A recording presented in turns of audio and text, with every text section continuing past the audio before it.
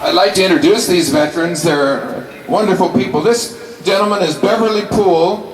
He is the most senior member of our group. I was a staff sergeant, 3rd Signal Company, 3rd Infantry Division, the day we came through this town. And I came back 10 years ago also. He served in 10 campaigns from North Africa, Sicily, Italy, Anzio, Provence, Germany and Bavaria. And he's a good man. This gentleman, John Landing, he fought in southern Italy in the very hard fighting, and then in Anzio, and then he made the invasion of southern France and fought to the Colmar and was captured in Holzwihr and spent 6 months in a German prison camp. He lost lots of weight, but he's got it all back. This is George Cox. He joined in southern Italy too. It's very hard fighting in southern Italy. And then he fought, made the landings in Anzio for 4 months, and then the landings in Provence, and you fight all the way, or were you wounded? He fought all the way to Austria. A good soldier in A Company of the 15th Infantry. B Company. He in the same company that Audie Murphy was in, the most decorated soldier in our army in World War II.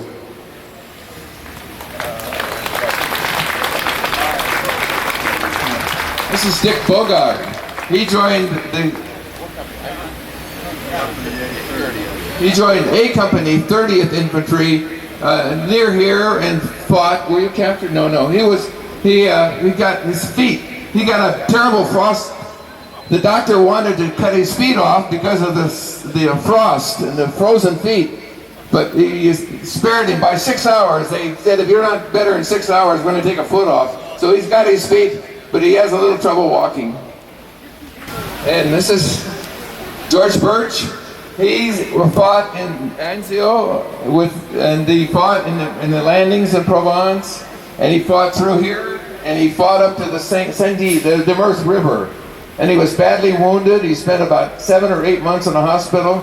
He recovered, and he's a good man. And he was an executive officer of and a commander of L Company, 15th Infantry.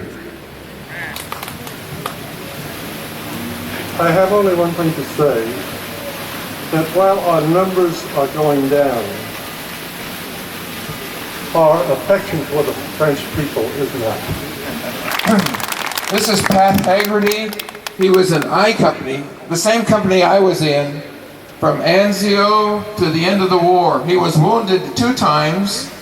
On Anzio, his cousin was in our company, and he said he visited his cousin the day before the breakout, and his cousin was killed about 5 days later.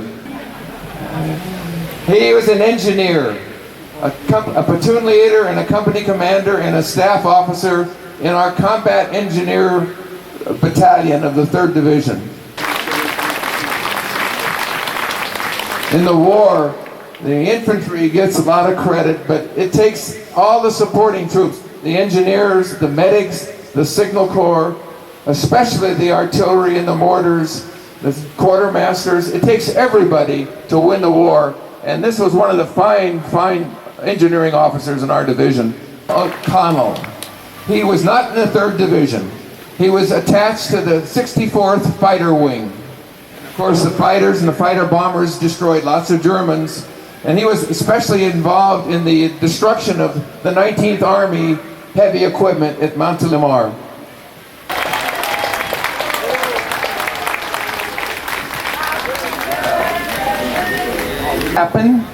He joined the division in Africa and fought through to the end of the war. He's an artilleryman.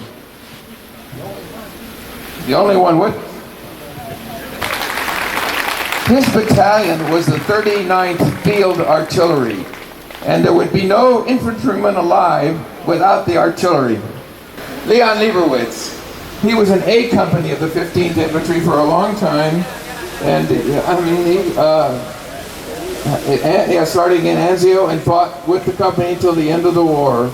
He is a professor of law. And he's not on our tour, but he's with us from time to time. And it's so nice to have Julian with us.